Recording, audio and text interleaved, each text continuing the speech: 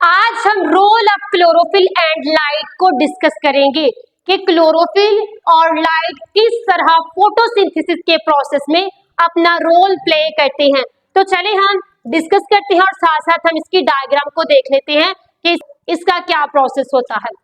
सबसे पहला पॉइंट है sunlight energy is absorbed by chlorophyll. Means के ये जो क्लोरोफिल मॉलिक्यूल्स हैं ये लाइट एनर्जी को ऑब्जॉर्ब करेंगे। वो ऑब्जॉर्ब करेंगे तो फिर क्या होगा, लाइट एनर्जी क्लोरोफिल मॉलिक्यूल्स के जरिए केमिकल एनर्जी में कन्वर्ट कर दी जाएगी और यही केमिकल एनर्जी फोटोसिंथेटिक प्रोसेस में यूज होगी। ये केमिकल एनर्जी क्या है?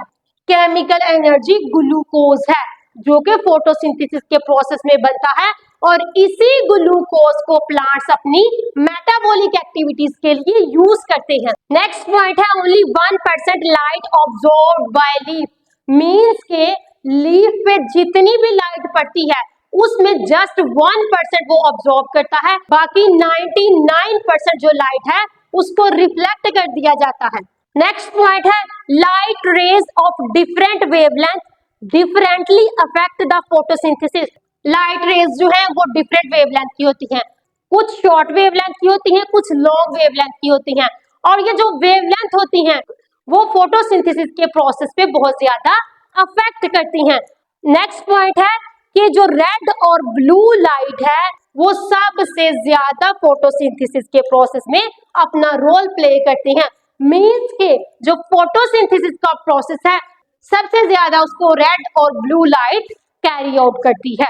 नेक्स्ट पॉइंट है फोटोसिंथेटिक पिगमेंट ऑर्गेनाइज्ड इन क्लस्टर्स कॉल्ड फोटोसिस्टम्स। मींस के जब फोटोसिंथेटिक पिगमेंट आपस में मिलकर एक कॉलोनी बना देते हैं तो उस कॉलोनी को हम फोटोसिस्टम कहते हैं। लाइक दिस, ये फोटोसिंथेटिक पिगमेंट्स हैं, इन्होंने आपस में मिलकर एक कॉलोनी बना ली है, इस कॉलोनी को हम फोटोसिस्टम कहेंगे।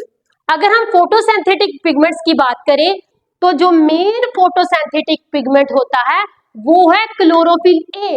What is the function of chlorophyll A? जो रेड और ब्लू लाइट्स होती हैं वो तमाम की तमाम क्लोरोफिल ए ऑब्जॉर्ब कर लेता है और वो ऑब्जॉर्ब करके फोटोसिंथेसिस के प्रोसेस को कैरी आउट करता है। कुछ हमारे पास एक्सेसरी पिगमेंट्स भी होते हैं। एक्सेसरी पिगमेंट्स में हमारे पास क्या आ जाता है, कैरोटीनॉइड्स और क्लोरोफिल बी। कैरोटीनॉइड्स और क्लोरोफिल बी का फंक्शन ये होता है कि ऐसी वेवलेंथ, ऐसी लाइट जो क्लोरोफिल ए ने ऑब्जॉर्ब नहीं की उस लाइट को एक्सेसरी पिगमेंट्स ऑब्जॉर्ब कर लेते हैं। अब हमने फोटोसिस्टम और फोटोसिंथेटिक पिगमेंट्स को भी देख लिया। फोटोसिंथेटिक पिगमेंट्स में हमारे पास क्या आ जाते हैं, chlorophyll A, chlorophyll B and some carotenoids. अब हम इस पूरे प्रोसेस को डायग्रामेटिकली देखेंगे। इस डायग्राम को समझाने से पहले मैं आपको बता दूं कि फोटोसिंथेसिस में टू टाइप्स ऑफ रिएक्शंस होते हैं। First one light reactions and second one dark reactions. सबसे पहले हम लाइट रिएक्शंस की बात करें तो इसमें क्लोरोफिल मॉलिक्यूल्स लाइट को ऑब्जॉर्ब करते हैं। जैसे ही वो लाइट को ऑब्जॉर्ब करते हैं तो उनका एनर्जी लेवल हाई हो जाता है और वो एटीपी की सिंथेसिस कर देते हैं। लाइट रिएक्शंस में हमारे पास टू टाइप्स ऑफ मॉलिक्यूल्स की फॉर्मेशन होती है। First one ATP and second one NADPH.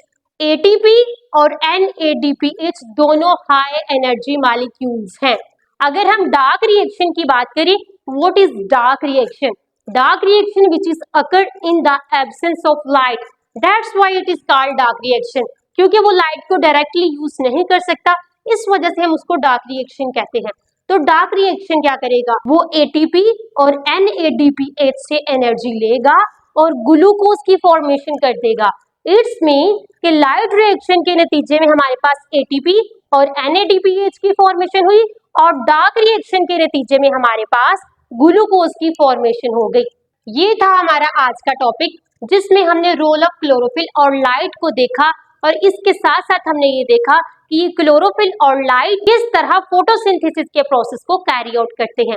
उम्मीद करती हूँ कि इस वीडियो की आपको अच्छे से समझ आई होगी। शुक्रिया।